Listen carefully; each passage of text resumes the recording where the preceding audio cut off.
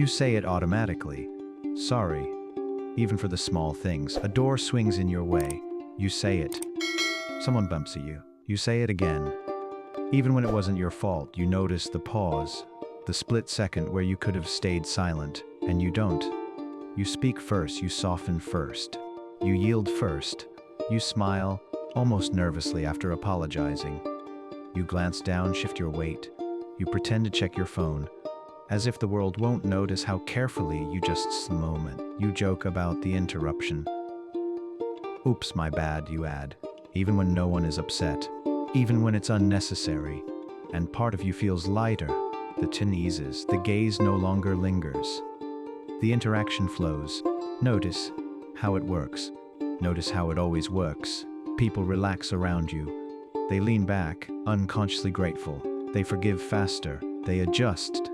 They accommodate. Because you apologized first. Because you absorbed the friction. Because your nervous system learned a simple truth. Yielding softens the landscape. It started somewhere. Probably when being wrong felt dangerous. When mistakes, criticism. When asserting yourself had a cost you couldn't pay. So you learned the rhythm, the preemptive softening, the tiny concessions, the little bends that kept everything from breaking. Notice how it shows up everywhere. At work, you say, sorry, I didn't mean to interrupt, even when you had to speak. In relationships, you preempt conflict with, I'm sorry before any words land. With friends, you apologize for your opinions, your timing, your choices, sometimes for existing. It's almost invisible. And that's the point. You don't look weak. Not to the world. You look polite, attentive, considerate, pleasant, almost too easy to be around, almost too harmless. And yet, there is power here, quiet, subtle power, because each apology shapes the interaction before it fully begins. Each concession shifts the social balance. Each softening builds leverage without anyone naming it. It's a nervous system habit, a learned skill. Strategic over-apologizing.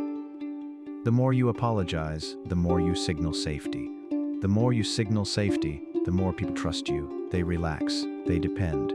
They give you room to move, and they rarely question. Notice how your words multiply influence.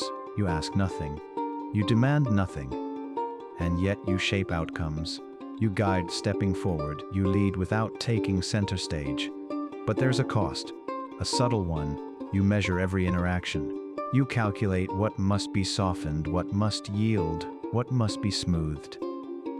You filter impulses through apology.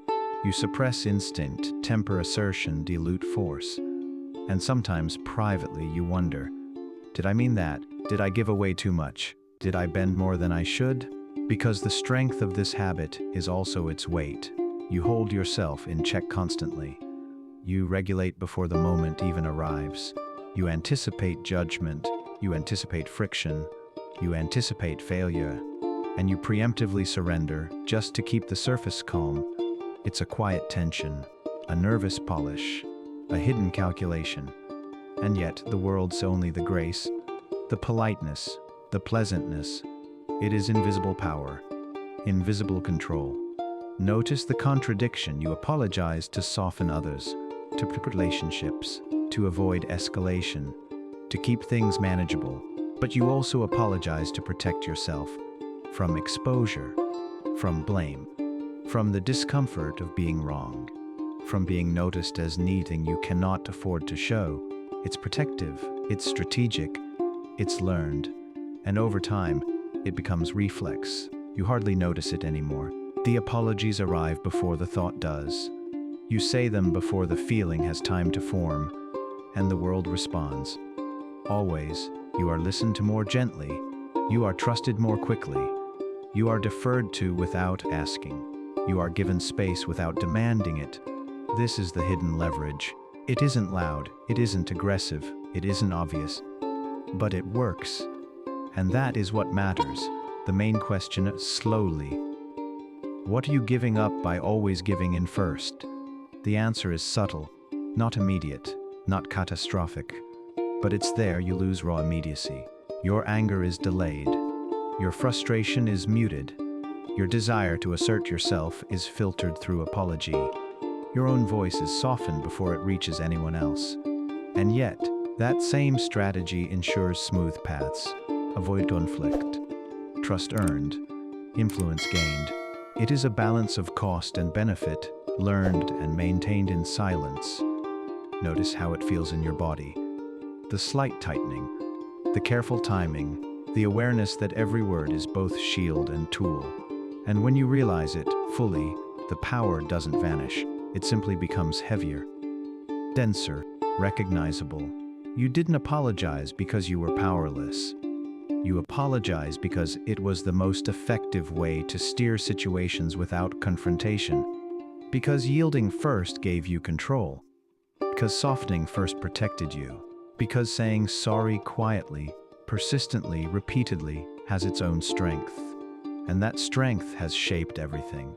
The power was always there, you just had to see it. And now, quietly, you do.